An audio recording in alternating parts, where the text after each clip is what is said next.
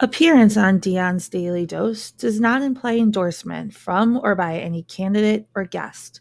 The views, thoughts, and opinions expressed by Dion Bergeron or Dion's Daily Dose are his own and do not represent the views, thoughts, and opinions of any guest.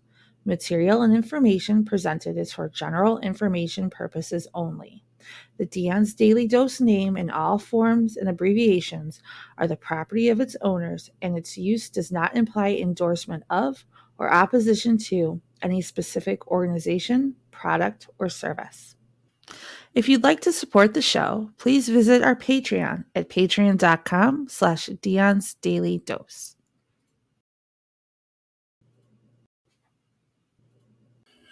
Ladies and gentlemen, welcome on this beautiful day. Oh my goodness. It's about time that we had a decent day to go motorcycle riding. As you can tell from my face, that's what I was doing for most of the day. I came home though in time to catch up with a candidate in Lake County. There's some crazy stuff going on over there with the sheriff's race that I heard about, but haven't had time. I didn't want to watch anything or learn anything because, as you know, I like these conversations to be organic, but I will after. I guess something happened at the forum or whatever. Again, I don't know. I haven't seen it. Maybe you have. Feel free to join in the conversation and let us know what you know.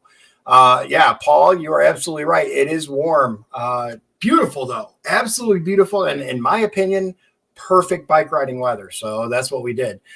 So we have today Colonel Richard Ligon. I hope I pronounced his name correctly. And this guy has a very, very impressive resume. I'm sure you've read it, but I'm going to bring him on, let him introduce himself, and then let him tell you why he believes he should be your choice for Lake County Sheriff. I have not met him other than having him, backstage before the stream. But actually, my wife, she has a close friend that she's known for like her entire life who works at Gary PD. And he was the chief at Gary PD, and he had nothing but good things to say about him. So, right? Positive, right? So we'll bring Colonel Ligon on and turn things over to him. You know how we do it. 2 minutes. He gets to tell you whatever he wants, and then we'll get to the fun stuff. And I don't care what anybody says, how people like their steak is important. Welcome, Colonel. Welcome, sir. Thank you very much for inviting me. Of course. Here you go. This is your chance to let people know who you are and what you're about. And I'll run your little ticker where people can learn more about you at the bottom. My name is Richard Ligon. I was born and raised in Gary, Lake County, Indiana. I graduated from Froebel High School. After that, my father gave me a choice. He said, you need to either go to college or the military. So I said, okay. And I thought about it. And my choice at that time was to go to college. And I had played football in high school. So when I got to Kentucky State, my desire was to play a little football. And I started playing football and really enjoyed the years of college. I graduated from Kentucky State. I joined the military. I was in the Army and the Army National Guard. I returned home and became a juvenile court probation officer. And I worked in that position for about 9 years, and I really enjoyed working with young people. And later I found that was really my calling, working with young people. During that time, I was in the Army National Guard, and I was basically stationed locally unless we had assignments other places. I also, after being a probation officer, I became a parole officer for 3 years. After that, I was applying for any federal law enforcement position, and I was blessed to get a position as a United States Postal Inspector. And they told me I was successful because of my background. I had a minor in Spanish, and then in the military, I was trained with explosives. So I really enjoyed the training in D.C., and I became a postal inspector, a federal law enforcement agent. My first assignment was working gangs in Detroit. Then I went to Indianapolis. Then I came to Chicago, worked violent crimes, which we call external crimes on the street. Worked other assignments, and then I transferred to Indianapolis to get a promotion. And then I was able to transfer back to Gary to supervise a team of the Northern District of Indiana, and that was from Fort Wayne to Gary. And just worked hard in trying to really serve the public and protect the public. And during that time, I was doing both law enforcement and the military, which was it was quite a challenge, but I enjoyed it. I retired from the military with a total of 36 years. One unique part about the military, I started off as an enlisted private first class, worked my way all the way to the position of first sergeant. And at that position of first sergeant, I commanded, well, I basically had about 165 soldiers under my leadership. Wow. Then I got out for about a year, and I got calls while I was at the Federal Law Enforcement Academy. So I came back in and got a commission to a first lieutenant. Then I worked my way up to a full-bird colonel. That's very, very impressive. I commanded at every level: company commander, battalion commander, and a brigade commander. My last assignment, I was a brigade commander of 81st Troop Command. I had about 1,750 soldiers under my command. Wow. And had about 1,000 that were deployed in Iraq and Afghanistan. One just happened to be my son, so you know how that was with myself and my wife. That wasn't, but we knew he would be all right because we're very spiritual, so it wasn't a big deal. That's that's very impressive, and it's pretty rare, isn't it, to start as an enlisted and then come back later as a commissioned officer? That's huge. Very rare to be a first sergeant and a colonel. That's very rare. Awesome. Okay, so I think we all can, well, at least me, I appreciate your service. Thank you for it, and it sounds awesome. As much as I'd love to ask you all kinds of questions about it, because that's just how I am. I love to hear about it, but obviously I should probably stick to the topic of this race. So let me ask you this. What I do is I have some rapid fire questions that, in my opinion, really help to kind of flesh out a person and let people think of them as a person rather than a candidate. So we're going to start with, as I mentioned before, how do you like your steak? It's important to me. How do I like your steak? Yeah, how do you like it cooked? I'm really not a meat eater. Now, if you ask me how I like my salmon, I want it done. No blood. Okay. But either way, I'll eat a steak every now and then. But I understand. Basically, stay away from a lot of meat. Okay, nothing wrong with that. So, are you a cat person, a dog person, or something else entirely? I am let's say I'm a sheepdog. And I'm a sheepdog because I will protect the sheep, okay? But I'll be mild-mannered, won't bother anyone, won't do anything until you start messing with my sheep. And then I'll become a wolf. Makes sense. What is your favorite sport? Football. Okay. Who's your team of choice? I would say Chicago, but Chicago is my team. Okay. Simply because I have Pop Warner football players that play professional football now that I keep up with, and one is Seattle, and one is Houston with Lonnie Johnson, and then Jarvis Johnson plays with the Chicago Bears. He's a wide receiver. Wow, that's awesome. You coach these players, and then they went on to professional careers? Yes, I did. That's awesome, man. Like, that's incredible. So, okay. I lost my page here. Sorry. Here we go. All right. What's your favorite restaurant in the area? I like Papados myself. Choice. So, I mean, Papados, we don't eat really out that much, but if I want some good leg perch, I'll go to the Flamingos in Miller. Yeah. All right. Very good choices. All right. Pepsi or Coke? I really don't drink pop. Okay. No meat, no pop. All right. A lot of water. Okay. Nothing wrong with that. Okay. Let me ask you this then. What is your favorite thing about Lake County? I love the people here, and I'm somewhat old school. And the neighborhoods were just, when I was coming up, everyone got along in the neighborhood. There was no territorial issues. The nosy neighbors that we didn't like proved to be very uh, positive for us because they actually protected you. But the people in Gary are Gary and Lake County, Mhm.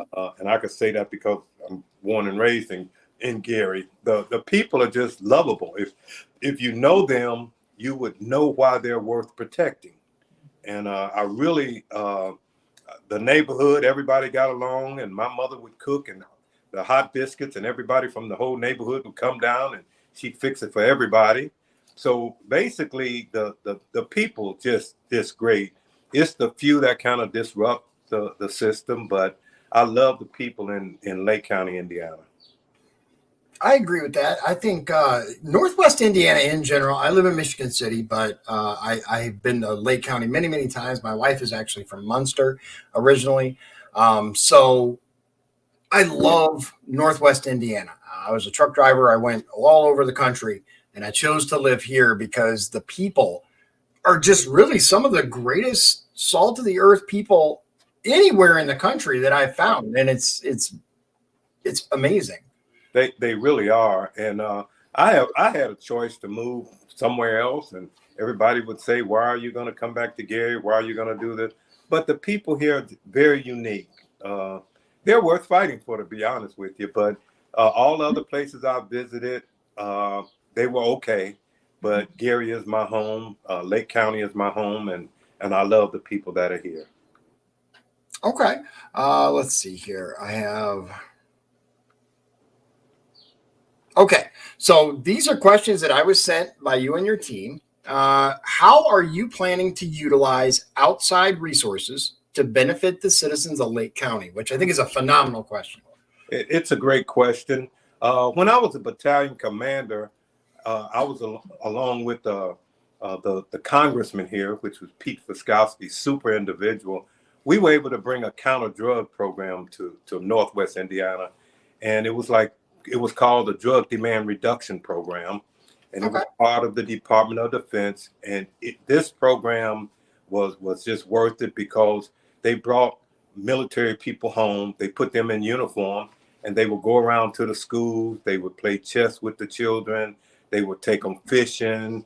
They would take them on trips. It was just phenomenal. And then they also had part of that program is Operation Crackdown, which they were able to tear down houses that were used for drugs or any type of crime. And then the programs like the junior ROTC programs in the different schools. Mhm. That's a very valuable program that teaches life skills.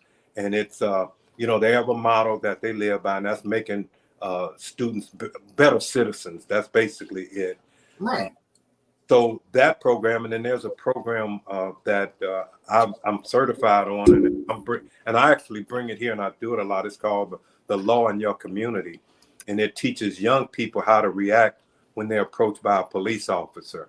So we do this a lot. It used to be called the Law in You, and we did this program for about 30 years, and then they changed it when there became a lot of shootings of black young men.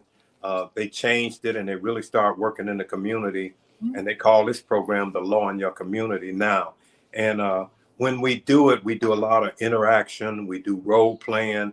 We switch roles with the students or the young people, and we become them, and they become the police, and we give them hell. That's Wow. our time. That And sounds like an awesome program. it's a super program, and the last time I did it was about a week ago, and it was with some parents of students, and Yeah. one parent really got upset because I refused to do what she told me to do, and then I said, now that's how the police feel when you don't get out of the car, you don't put your hands up, Mhm. you call them by names. So that is a very solid program. So all of these programs, along with the fraternities and sororities, they have programs too that are mentoring programs for young people. So to get all of these resources together and bring them into Lake County we will be a county that people will want to set a pattern after. Right. This is definitely our one of the plans. Okay. All right. That it all sounds phenomenal. Are these programs that are no longer running in Lake County, or are they still available but limited? The law in your community is running. What I plan to do with the county police and the correctional officers is certify at least 50% of them, where they would be free to go out and talk with the churches, schools, the community. And these programs they're outstanding. Now, the counter drug program, they're revamping it. When I was chief of police, COVID kind of slowed us down from bringing it back. But the program now is changing, but we're working on getting it back. Now, what the program does now, instead of turning it over to the municipalities, in order for the program to succeed according to the Department of Defense, it has to be through law enforcement. In other words, it can't be through the city. It can't be through anyone but the police departments. Okay. So whatever is done in connection with this program to make it effective for law enforcement. Okay. All right. Makes sense. The other question, which I think we kind of jumped into that a little bit, is how are you going to build relationships with our young people in and around our cities? It's right now, well, there's still a program that we have going. I started the Gary Steelers Pop Warner football team. We started it off with the Gary Greens, but now it's the Gary Steelers, and they're still strong. They're stronger than ever. These are although it's football, what I've always done is treated football like life. Like a football field, you're going to get knocked down, you're going to get penalized, you're going to be cheated. You just have to keep going. And there's goals at both ends of the field. And you have to, that defense is going to keep you from trying to reach your goal. And regardless of what happened, you have to continue forward and get your goals. Even if you have to bag up and punt and try it again. You know, that's what we definitely, the football program teaches our young people. And I think that's why a lot of them succeed. I get calls from some of them now that are police officers, doctors, lawyers, and football players. It really makes me feel good to have conversations with them.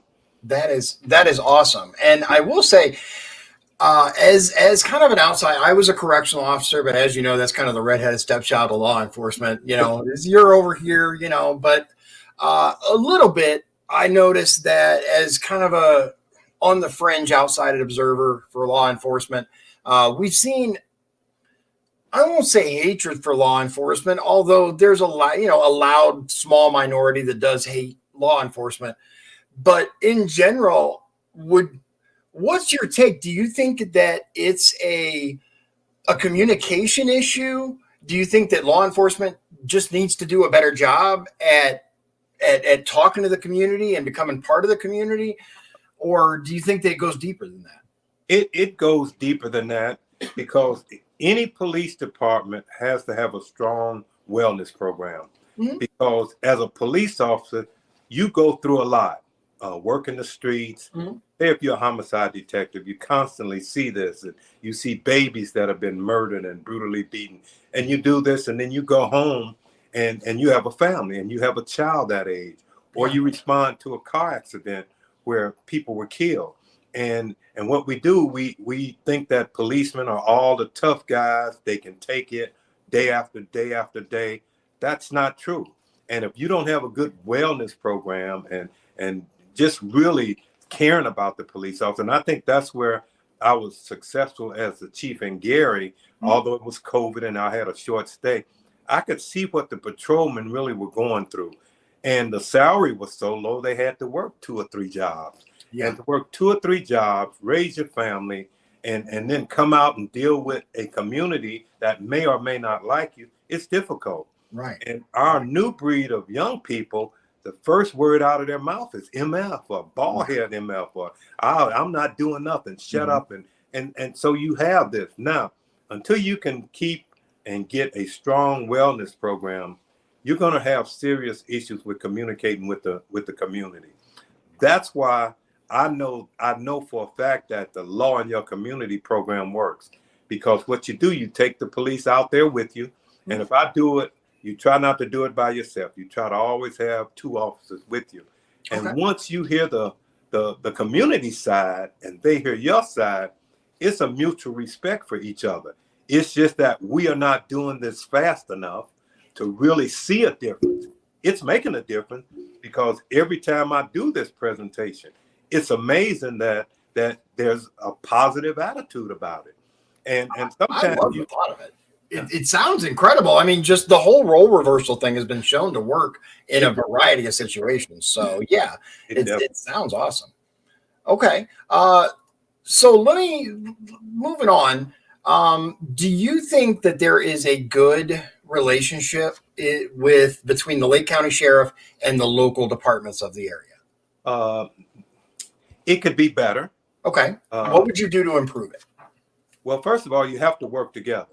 And if you're working cases together, if you're competing for numbers, or the numbers game that everyone plays, then it's like, whatever way I can have the most numbers, or I can play these games, then that's going to be the issue.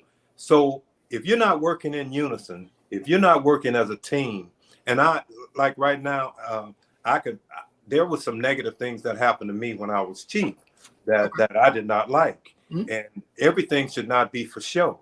You should not have the news media and helicopters and showing these things.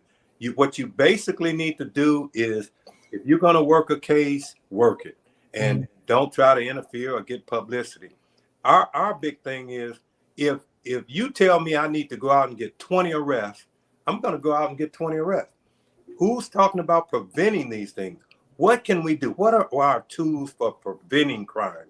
If you prevent crime, you're going to affect a whole lot of families positively. Yes. If you think about it, every time someone is murdered, look, it's affecting the murderer's family as well as the victim's families and all the neighborhoods. Oh, yeah. So there is no way that we can continue and worry about how many arrests you make. If you're not worried about prevention, and that's going to be the key, you have to prevent these things from happening. Now, how do you do it? Right. Recently, if you look at in Chicago, they have a group of men that are trained in martial arts that's walking the subways.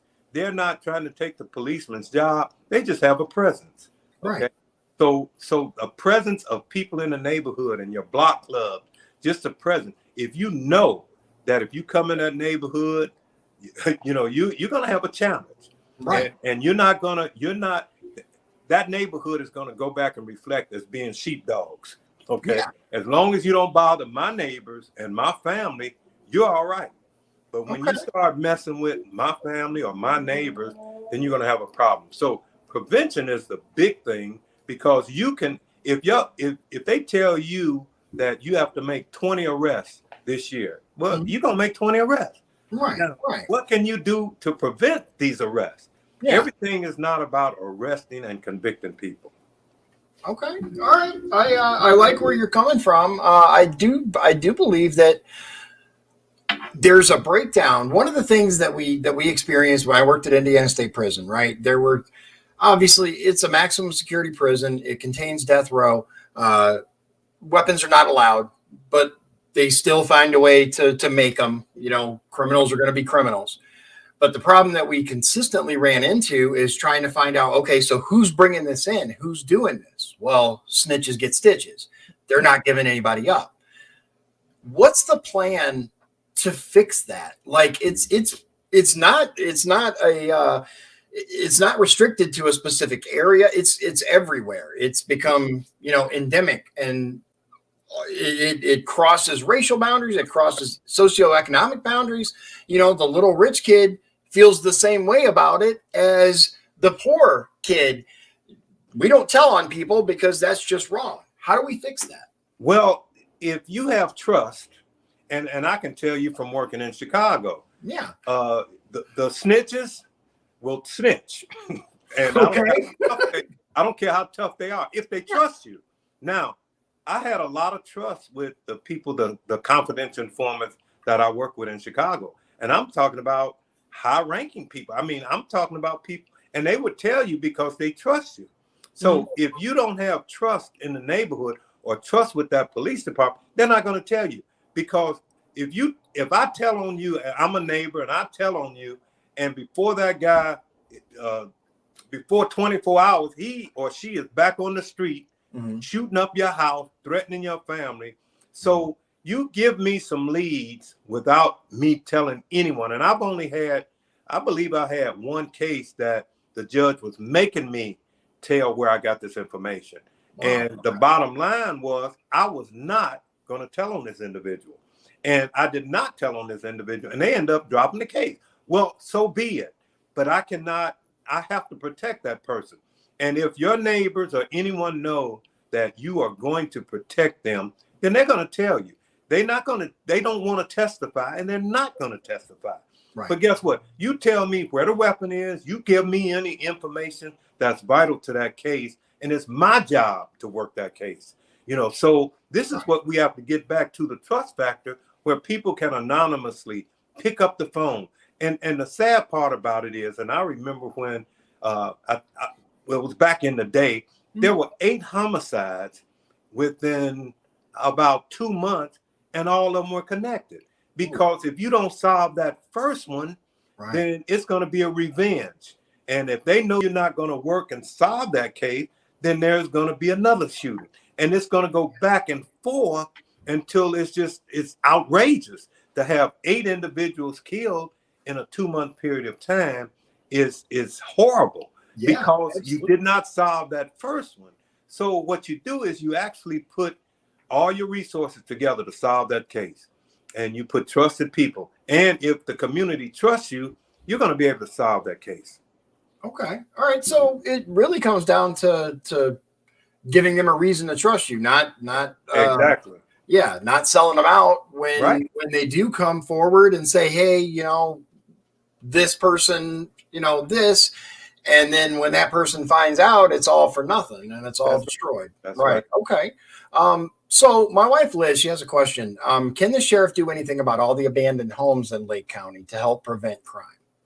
Well, we'll go back to right now. When I was chief, I was trying to get, and I was working it hot and heavy to get Operation Crackdown back into the neighborhood. And if anyone that was from Gary or Hammond or East Chicago, Operation Crackdown would come in. These soldiers were getting paid. They were put on title. They were put on government order. They would come in from roughly April until the end of October 31st. And they would tear down these houses that were connected to crime. That's what Operation Crackdown did. So as the sheriff, I will definitely start connecting back with the Department of Defense, get this program back to this area, because it's necessary. And that's why I try hard to keep a relationship with the military, the National Guard, the Department of Defense, because they have programs that will help us to do this. And as far as some of these blighted homes, and if people they could probably testify to, in 1 week, we had Operation Crackdown, and we tore down about 7 houses in this 2000 block to 1900 block on one street. We tore down so many houses, and what it is training, because in this area we have combat engineers, so they actually come in and tear down. So this was a program that was very effective in tearing down a lot of houses, but it had to have a nexus to crime. Right. So that's why they don't want it involved with the city administration. They want it involved with the police, where they can make sure that there's a crime involved in this. Okay. All right. Makes sense. And I think a lot more of these houses, not all of them, obviously, there have been a mass exodus for financial reasons, right. From the area. But I think as more time has gone on, more of these abandoned properties are connected than people might think. They are. And it's unfortunate. It's horrible, because Gary used to be an amazing, vibrant city. And if we can work closely with the schools to get better schools, if we can do better with the neighborhood.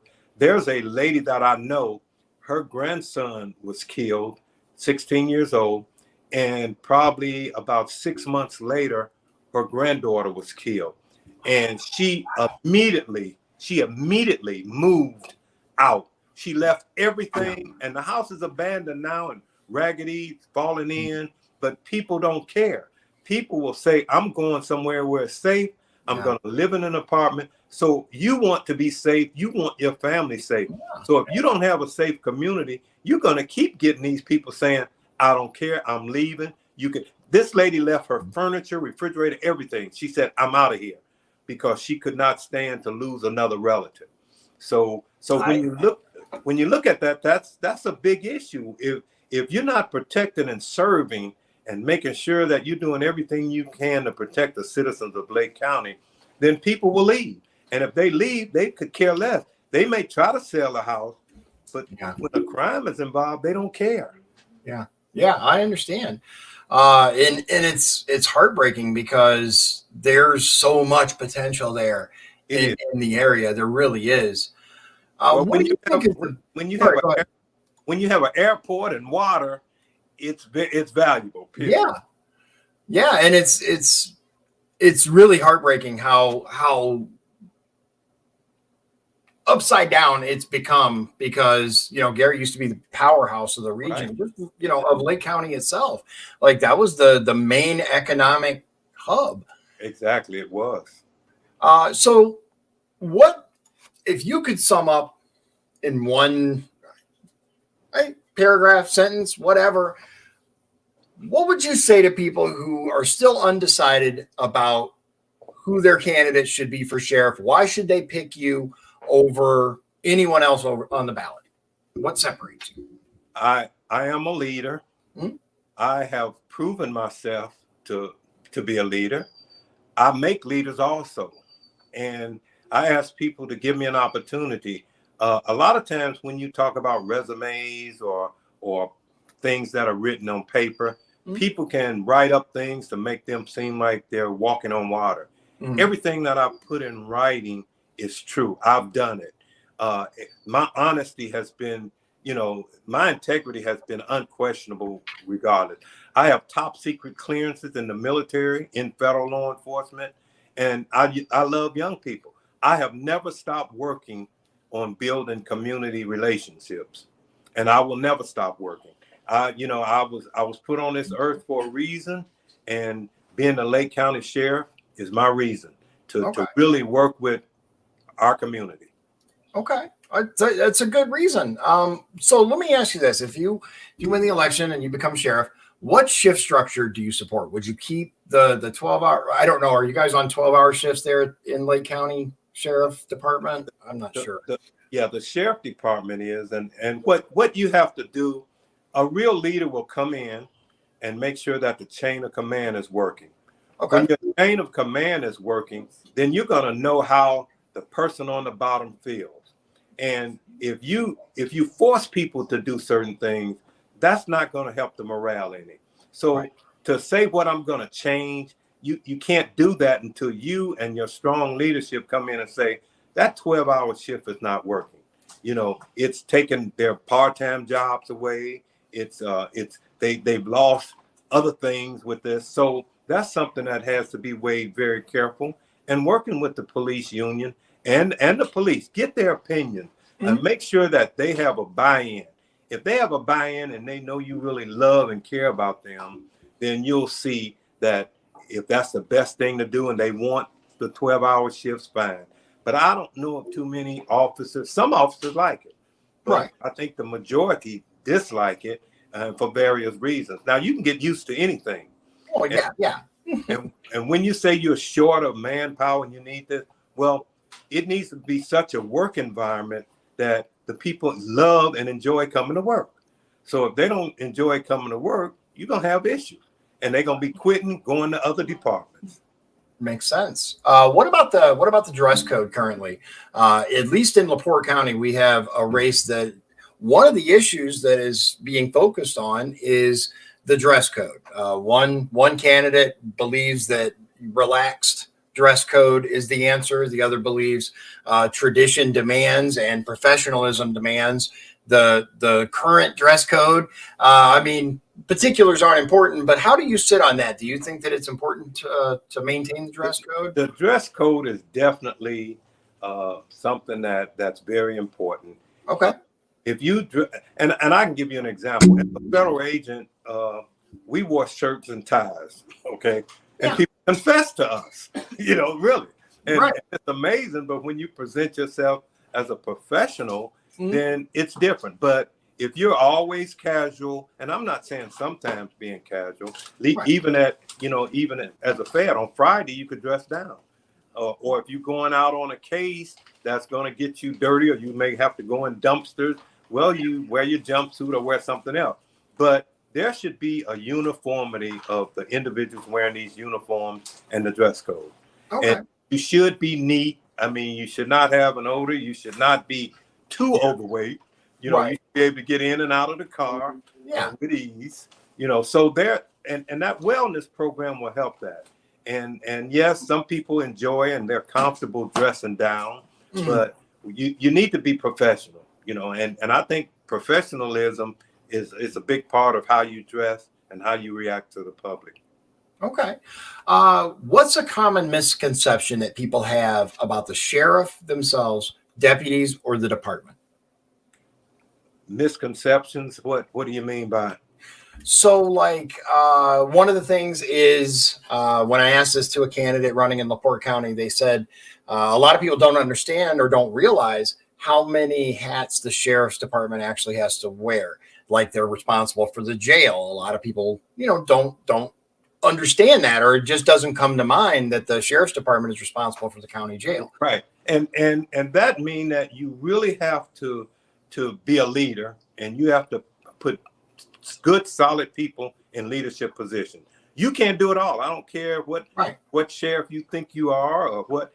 You cannot do it all. And if you don't hire a good warden to help you to make sure that jail is in compliance, or you don't hire a good chief of police to make sure that all of the things are working that should be working properly. So in each department, you have to have a good, solid leadership. And if you have a good, solid leadership, a good, solid chain of command that you're communicating, all of your correctional officers aren't going to be happy, but there shouldn't be 20 complaints, or there shouldn't be lawsuits filed against the sheriff or the warden because of how they've been treated. Right. So, you have to, everything's about professionalism, and it has a big, professionalism is sometimes, it's not overrated, but, and I'm trying to say not underplayed, but when you show true professionalism, you'll find that it will float all the way down to the bottom, and people will act as professionals. So the many hats that they wear, the main responsibility of the sheriff is to actually, it's really to deal with the jail and work in the rural areas and assist and be in unison with everyone else. Now, if your budget is on target and you have the funds to do what you need to do for the budget and the police and the correctional, then that's very important. You have to be transparent, and you have to understand that that's not your money as a sheriff. That's the taxpayers' money, and they have a right to know everything that you're spending. Now, I'm not saying be nitpicky or micro, but the bottom line is you have to make sure that you're spending wisely. You have to make sure that every correctional officer and police officer has the proper equipment, the vehicles, and not just do blanket spending. Yeah. So the budget's going to control a lot of things that you do. Okay. All right. Yeah, absolutely. And I think, like you mentioned, professionalism is contagious. If you're professional, the people under you are going to be professional, and the people under them are going to be professional. And the street, the people in the community going to be professional. What is one piece of equipment that you'd really like to see Lake County Sheriff's Department have that they don't currently? I think that any car that has too many miles or is unsafe, that you have to keep it running because if you turn it off, it won't start. Yeah. I think the cars are one of the major pieces of equipment that each officer should have. And I'm talking about a good vehicle, because you never know when they're going to get in a chase. You never know. And the last thing you need is some officer that's injured or killed or hurt and killed someone else. So that is a priority. The weapons should be adequate, and I'm not saying they aren't now. Your vest should be adequate, and your training. You know, at one point I was a program manager for recruitment and training. Training was the big issue with me. You know, you need to be properly trained. So if you have the right equipment and you're properly trained, that's going to make you a professional. Okay. All right. I mean, you and I probably don't agree on a lot of things politically, but we don't have to for a great conversation and for me to say, I love the answers you're giving, man. I mean, I like to pick things apart. I like to play devil's advocate, but the reality is everything you've said is really kind of resonating with, I think, most voters. We're really tired of a lack of accountability from all different branches up and down the ballot, but really our county sheriff, because they're kind of the top of the food chain as far as our constitutional police go. On a county level, there's no one above them. They're elected for a reason, and we've seen some disturbing things, not just here but all over, that sheriffs are doing. And the people are like, well, how did this happen? And yet these people continue to get reelected. So I'm really happy with the answers that you're giving. I do have a couple more questions. I know you have to go pretty soon, but I got a couple of what I think are really important questions. First of all, what would you change about the current department right away? I can tell you from my heart that you have some very hardworking officers, very hardworking. Absolutely. They do an outstanding job. So what I would change right away is the leadership from the top to the bottom. And I'm not saying in making changes within the leadership, but I, as a leader, I expect you to do what I do. Okay. And that means that I have to be professional. I have to do everything to make sure that person know and respect me. I can't overspend. I can't go out drinking with the guys and the ladies. I have to be a professional. And to change something that may not need to be changed, I definitely don't want to do that. And that's why with me, I would change the top leadership, and that's the sheriff. I would change that. And I would become that person that people could trust. I need to make sure that people trust me and they know that I'm a man of my word. If I say it, I'm going to do it. I'm going to return calls. I'm going to be with the precinct organization out in their little communities. I'm going to be working closely with everyone. Yes, it may take 12 hours a day. It may take weekends. But it's reaching the people. So what I would change immediately is making sure that relationship with the correctional officers and the officers and everyone working at the sheriff department, building relationships with the community, inviting them in. Maybe they want to, come into jail and view and just whatever it's going to take. And I have a lot of good ideas of whatever it's going to take. But I would make sure that from the top on down, you're setting an example. You're the role model that man at the bottom. He wants to be like you, because you're honorable, you're respectful, and you're doing everything you can to make things work in a professional manner. Okay. All right. Yeah. That sounds great. Okay. So I have what to me is a critical question. And a lot of voters have actually reached out to me to make sure that I include this in my sheriff candidate interviews. There's a lot of legislation that's going on in Washington on the federal level. One of those things, as we see every election cycle, is dealing with certain types of firearms. If the federal government, assuming you win, if the federal government outlawed certain types or models of firearms, like, for example, so-called assault rifles, and demanded that they be seized, would you begin confiscating citizens' firearms if you were told to by the federal government? I'm going to obey the law. And if the law and the Constitution says that, then I have to do that. Now, personally, I can't get my feelings in that when it comes to the law and what's done. If they, I'll give you a good example. Yeah.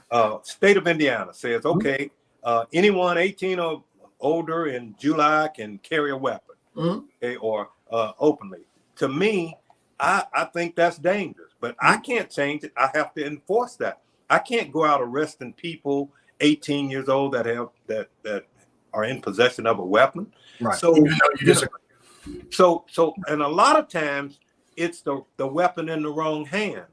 If that weapon, if you're doing what you do with that weapon, and it's a sport and that's what you're doing, then maybe that law can be changed. Some of the organizations that deal with firearms are very strong, and they should be able to make that. But if the law says a certain thing, I'm going to uphold the law. And as a sheriff, if that's what I have to do, then that's what I have to do. Now, I'm going to definitely try to communicate and make sure that I'm fair with it, but I have to obey the law. Right. And I understand that. As the sheriff, you have to obey the law. But and we'll kind of end it here before we finish on this question. I want to tell you, I really appreciate you coming on. Obviously, we're going to have different views on certain things, just like all people do. I really appreciate the fact that we can have a discussion and everybody stays civil. That's missing in so many areas of our life these days. It really is. Right. But let me ask you this, because this is the kind of defense that people put up when I say, well, like you gave a prime example of the new law regarding what's so-called constitutional carry, where you no longer have to get a license to carry a handgun, but anyone who's legally able to carry a firearm may do so without said license. Right. The Constitution of the United States has been, and in the state of Indiana has been, shall not be infringed. People say, well, that applies to firearms. Any so-called laws are against the Constitution. Does that have any weight, or are you like, no, I prefer to listen to what the judiciary says? It has weight. And, okay. I've always carried firearms, and I've tried to be careful with them. I've tried to be, even if someone in my family wants to carry, you always want to teach safety. You always want to know where that bullet is going. So you have to know your backstop. So you have to be very careful. And with some of these laws, like the concealed carry or the carry, before you do that, we ought to set up a program to train people, because a lot of people die by reaching in their purse and touching that automatic with one in the chamber and kill someone by accident. So the safety part of it is one thing. Now, my constitutional rights, if I want to carry a firearm, I should be able to carry a firearm. So that's something that you have to bend on if it's your own personal opinion. But if the law says you have to do this and you have to enforce this, then you do it. But in a lot of cases, if there are no crimes or reason, I don't think the law enforcement is going out looking for people that are violating these. Okay. It's just that the people that are violating, they're caught either speeding, driving under the influence, or there's other issues related to this. But I can't say that I would not be one of the ones that would say, hey, I have a right to carry. I have a right to have an automatic, or I have a right to do that, because I'm careful. I've been trained on it, so I know. But a lot of people don't. You give an 18-year-old a gun, what type of training does that person have? Is that person just going to go out and just start shooting and not knowing what or where that bullet's going to go? I mean, you have so many people, just a good example, just shooting up in the air. Those bullets are coming down somewhere. What goes up must come down. Right. So we're talking about the Constitution. We're talking about the law. But we're talking about carelessness. And we're talking about a lot of times the good people suffer because the bad people are the ones that's misusing the weapons. And the people that have that right, they're taking care of them. They clean them and they take their children out and teach them how to do it. So that's a touchy situation, but I have to be with the law when it comes to that. But I can disagree with some of the things that we can fight for. Right. Right. I understand. Well, like I said, and I mean it wholeheartedly, it was truly a pleasure having you on the show. I'm so glad you made the time to come on. Your team is telling me he's done. He has other stuff to do. I understand a candidate's schedule is very busy. So again, thank you so much for coming on. I know it's scrolling on the bottom of the screen, but please tell people where they can find out more, help you win if they're so inclined, or donate to your campaign. Yes, sir. Appreciate it. And they can go to Facebook. Okay, yeah, they can go to Facebook and find this information out. But I want to say thank you for inviting me. Thank you for the opportunity, and thank you for not being so hard on me. This is how I am. I have found that we have a distinct lack of cordial, respectful conversation Exactly. across party lines. So everyone is welcome to come on my show, and I'd love to have you on again. And you have to have tough skin, because that's just the nature of the job. So Absolutely. I appreciate it, and I appreciate it. And maybe some other time next week or something we can talk about it again. Absolutely. Good luck if you win the primary. We'd love to have you on before the general election so that you can expound and tell people what your plans are. No problem. That I'll be expecting that. Appreciate Awesome. It. Sounds good. Thank you very much, Colonel Ligon. Yes, sir. Thank you. I keep mispronouncing your name. It's Ligon, right? Yes, sir. It is. Okay. That's all great. right. I apologize. Okay. Thank you. Thank you. All right, ladies and gentlemen, that is Colonel Richard Ligon. He is running for Lake County Sheriff. Huge, huge office. I may not agree with everything. You know me. I'm very, 2A. I like my firearms. But I don't know much about who's running out there. It's not up to me. I will say the vast majority of the things that he said, I'm like, yeah, you saw me nodding along. I'm like, yeah, I agree. I agree. So you got to figure out, where does he line up for you? Again, become an educated voter. Learn about the candidates, all of them. Please don't vote if you don't know this person. And I don't mean personally, obviously. I mean, if you don't know the name that you're looking at on the ballot, leave it. Just move on to the next race. You don't have to vote for every single position if you are not educated about it. Please become educated about it. Learn these people, who they are, what they've done. Anyone who's on the ballot for a position, if you're voting in the primary, and I hope that you are, pull a D, pull an R, wherever you sit politically, and learn about these people. Learn who's on your ballot. Learn who they are, what they've accomplished. I'll say this. The man has an impressive resume. I mean, he's been in charge of over, what did he say, 1,700 people at one time? That's extremely impressive. And you know me, I have a soft spot for people who have served. That automatically, moves them up a few notches in mine. But I learn about the other people that he is running against, or the people that are current incumbents. I will tell you, I don't know much about the situation in Lake County, but I know the current incumbent got charged. I mean, he's literally been indicted. I'm not voting for someone who's been indicted to be sheriff, but you do what you want. Obviously, become an educated voter. And I'm the incumbent, not Colonel Ligon. I mean the current Lake County sheriff was indicted for a crime. I think that's a pretty easy choice to make as far as who should be sheriff, him or someone else. I think someone else is a strong winner here, but my opinion, we're still in America. I can still have my opinion for now.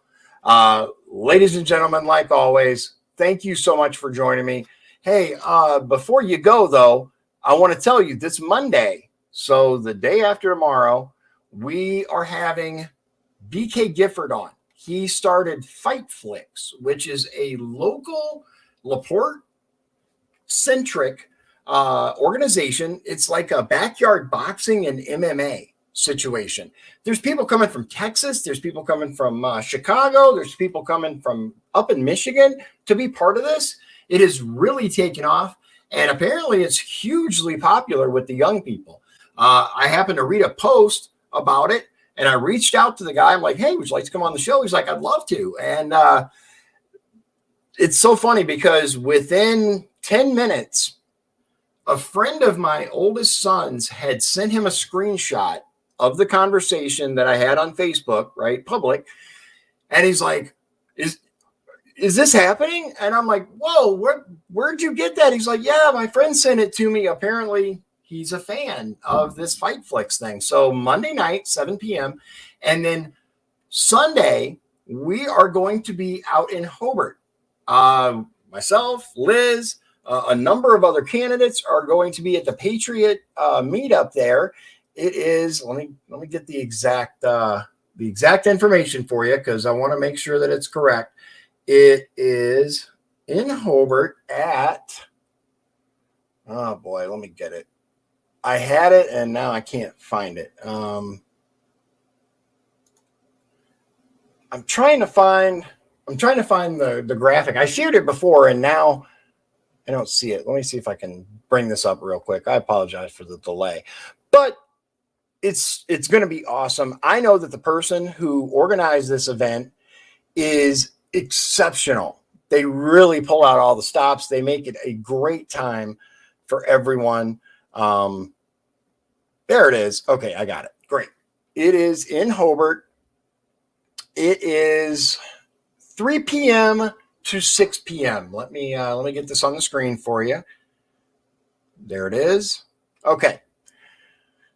3 p.m. to 6 p.m. And these are the people that were scheduled. Jennifer Ruth Green, Diego Morales, me, Maldonado, Barb Regnitz, Liz, Jeff Balin, he's running for sheriff of Porter County, and Antonio Gutierrez running for Porter County Council, District 1. All these people are going to be there as far as I know, although I think possibly Jennifer Ruth Green had something else that she had to do. So yeah, my wife just told me is Gino's Banquet Hall, and the address is 1967 East 37th Avenue in Hobart. It's a potluck, right? So that means don't be a slacker. Bring something. Bring some food. Yeah. So Liz is actually making her famous BLT pasta salad, which I gotta say it's really good. We brought it to oh yeah, see, she put everything up here. Look. She's got the address. She's ahead of me. Like usual, you know how it is. The wife knows what's up. The husband just asked for permission, right? So seriously though, come on out, LaPorte County. Bring questions, bring yourselves, and bring food. We are big thing of BLT pasta salad, which was hugely popular, I might add. We had everyone telling us how delicious it is, because it is. It's so good. There you go. Wrong one. There it is. Yeah, that's too big. There we go. Look at that. See, you can see everything, I think. It's hosted by, I don't have my glasses on. I can't really read what that says. Oh, that's making it worse. There we go. Whatever. Yeah, see, she said, that's how I roll. And it is. She's on top of this stuff, ladies and gentlemen, and that's why she would make an excellent commissioner, because she is awesome. Of course, I got a rep, right? Liz Bergeron for commissioner in LaPorte County. Seriously though, become an educated voter. Come on out, even if you're not like all about these candidates, learn what they're about, right? Give them an opportunity. You may find that these people are very aligned with the things that you want, or are very unaligned, right? You hear them speak and you're like, whoa, this person said something else earlier. Not me, of course, because I don't do that, nor Liz, but nobody here is going to do that. But you never know. They may get up on stage and, have a breakdown and be like, oh, I'm going to take all your guns. It's not going to happen.